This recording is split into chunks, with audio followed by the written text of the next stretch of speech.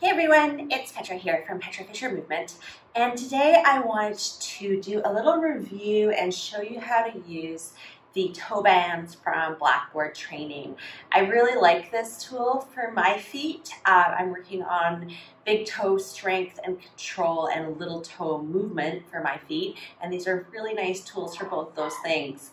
I don't think they're necessarily necessary. You could probably use Theraband setups to get a similar kind of thing, but they are purpose designed, they're the right size, they're a good tension. So if you want to use an alternative, you're going to have to be a bit creative. But I'm going to show you the exercises, I'm going to show you why I like them, and hopefully that will give you some ideas on how you can get some better strength control in your own feet. So let's launch right in. The green band is the harder band, the pink band is the easier one. And we're going to go through all the exercises because that way you can kind of know what to do with them. So the green band, the first setup is going to be around your ankle and then over your toe. And I like to make sure it's kind of over the end of my toe here. You can do this seated, especially when you're first starting. That's going to be a little bit easier. And you're just going to do lifts and lowers with your big toe. You want to make sure the big toe joint stays grounded and you're not moving the whole foot. And then you're going to work on control and smoothness. So whenever you're working on this kind of exercise, you don't want to just get reps in. You want to get quality reps.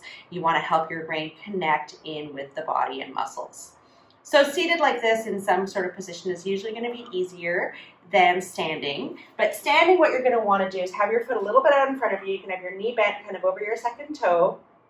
And you're going to do that exact same exercise, just lifting and lowering. So this is really nice for helping build that strength in flexion and working on just strength again and controlling the range of motion. So that's exercise number one. Exercise number two is the same thing, but for the pinky toe. Now my left pinky toe in particular is a, it needs a lot of work. My left pinky is definitely having to come back from a terrible place. I wore terrible shoes as a lawyer. So what I'm trying to do right now is lift and lower my pinky toe. And you can see I'm getting a lot of other toe movement here. I think that's okay at first because if I'm getting nothing out of my pinky toe, then I want to bring everything to the party. I want to do whatever I can to get any movement at all. Some days this works better for me than others, and I think because I'm filming and talking to you, it's particularly disconnected. So that's fine. You're going to find on your journey that sometimes with feet, it takes a long time to reconnect. So you can do everything you can to kind of help it, and that's why I like this, because I'm getting some lift on my toe that I can't create by myself yet, and then I get a chance to lower it, and so I'm bringing, again, that connection into this part of my body. But my left toe is definitely much worse than my right toe at this. So it's interesting. And then, of course, you're going to do your other side. So I'll walk you through that too. Band goes around the ankle, goes around the toe. They recommend doing 3 to 5 reps of this on each toe about 3 times a day. That would be one way to do this. You could also work until you're tired on any given exercise. That's not a bad way to work. Or you could just really try to work up to multiple reps. And the reason that can be a good idea is because with your feet, they're kind of a multiple rep kind of part of your body. If you think about walking 10,000 steps a day, you can get a sense of the type of loading your feet are designed for. So that's lots of light repetitions is usually a good way to work on your feet. But it's kind of up to you. I prefer to do single sets with lots of reps just because moving the bands takes some time and it's kind of not super fun. So that's how I like to do it. But it's not the recommended way. So I'm lifting and lowering. And as you can see, I'm still getting a lot of movement out of my other toes here, but I can feel some work happening in the pinky toe muscle. Now the muscles that lift your middle toes and the muscles that should lift your pinky toe are actually different muscles. So you should be able to differentiate them. And so that's what I will be working on as I move forward. I'm just not there yet. Okay, now I'm going to work on abduction for my big toe. So I'm going to get the band around my toe again, the big toe for this one, and then I'm going to sort of hook it around my heel. And this is a little bit of a tricky setup. I'm going to show you from the side. It really is just like a heel hook. And you're trying to make sure there's no twists or turns in the band. Keep it as flat as possible. Here again, I like it more around the tip of the toe. And you're going to lift and lower again. And here what's happening is the band is pulling my toe towards the outside of my foot. So I have to work extra hard to bring it in. And that's using those big toe abductors, which are what is offline in our modern feet a lot of the time because we've been wearing shoes with narrow toes. So that's a nice load for the big toe. And you can do the same thing for the little toe. Now this for me is laughably hard. It is not even going to happen anytime soon, but I'm working on it little bit by little bit. So it's around my pinky toe now, and then I take the band, I hook it under my heel. Everything's fairly flat, and I'm going to lift and spread and try to lower and keep it spread. And as you can see, that's not very successful for me yet, but I'm hoping that someday it will get there. And here I can feel a lot of work. I'm getting cramping already. I feel the muscles starting to freak out a little bit. So that's a sign I'm doing something right. And that means I'm not going to do a ton of those. So 3 to 5 is plenty for me for that particular toe. Here on the other side, same thing. So band wraps around the big toe, and then I'm going to loop it around my heel, trying to keep it fairly flat. These are nice bands. They remind me kind of a hair elastic. And then I'm going to lift and lower. And here again, ideally you've got more weight on the front foot. It just makes it a little bit more loaded.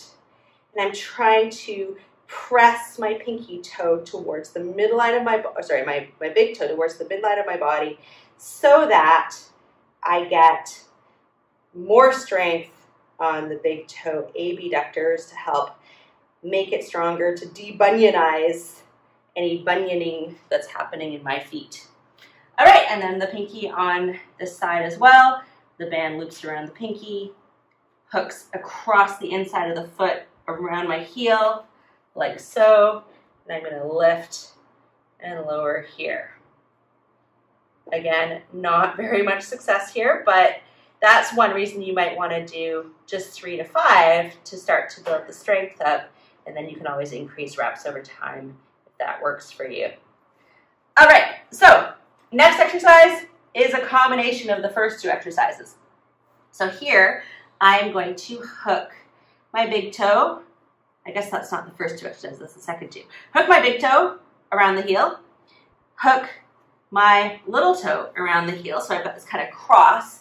And I'm going to lift up all my toes. I'm going to spread them as wide as I can. I'm going to place them down. Lift everything up. Spread wide. Place down. Lift up.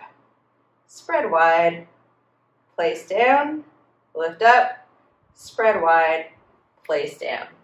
Not very impressive, but that's okay. The nice thing is that this isn't really something I'm doing for showing off purposes. This is something I'm doing to build capacity, and your capacity is whatever it is. So you just have to work with that and talk nicely to yourself and just stick with it because you'll get great changes. I've only had these for a few weeks. I'm really just starting to get into them now. So lifting, spreading, lowering, lifting, spreading, lowering, lifting, spreading wide, trying to stay wide as I lower. Okay? So that's the crossed version of this. They have a nice passive big toe abduction exercise where now you're going to take your band around both big toes, widen your feet so there's a nice amount of pressure pulling those toes wide. And here you're just going to do a little bit of a rock. So you're going to rock back on your heels. You don't have to necessarily lift up your toes. Then you're going to rock forward, do a little bit of a calf raise. Try not to squish your little toes into the ground. Forward and back. I can feel some aching happening through my forefoot muscles here. So again, there's work happening here, which is cool. Just a few of those. I like those quite a lot. And then the final exercise, I've got the stool here because you're going to need to hook your band into your stool. And I think that this band's going to be too hard for me. So I'm actually going to work with the pink band here. And it's going to go under my little toes and around my big toe. And I'm not going to put a lot of pressure here. This is certainly one you could do with a Theraband. You don't need anything special for this one at all. But I'm going to lift and lower my my big toe here. Here again, really trying to pull it towards the midline of my body, really trying to turn on the abductor hallucis muscles, and really this is going to create great arch strength lifting and lowering like this. So you could do this with any band at all. It does not have to be a special band. And I'll just switch to the other side. So you can give that a try on the other side as well. And when you learn this, you can do this all pretty quickly. It should only take about 2 minutes. So the band can go around the toe. It's kind of better if the band's under your other toes. It's a little awkward in either way, but it's a good exercise for getting a really nice load onto that big toe abductors, onto those big toe abductors. You could lift all your toes, spread wide, press down, or just lift the big toe, spread wide, and press down. My feet get a little crampy after all this, like I've been saying, so you could do a little top of the foot stretch here. You could roll out, whatever feels good, just to work that out. And hopefully that was a useful overview of how to use the toe bands and gives you a sense of kind of what you're looking for. You want to find, if you're not getting the toe bands themselves, find a band setup that gives you an amount of tension that feels helpful to you, not so hard that you can't succeed, not so easy that it doesn't do anything. You can play around with different bands and ways to set up. You could probably even use a yoga strap for some of this stuff if you're creative. But those are some great ways to get some more toe strength and control going. If you found this helpful, I share a lot of foot information in my courses, and there's a free foot course that you can grab through the links down below in this video, so that would be a great place to start. And that would get you on my mailing list too, where I share a ton of tips and info about movement and feet. So I hope this is helpful, and I will catch you soon.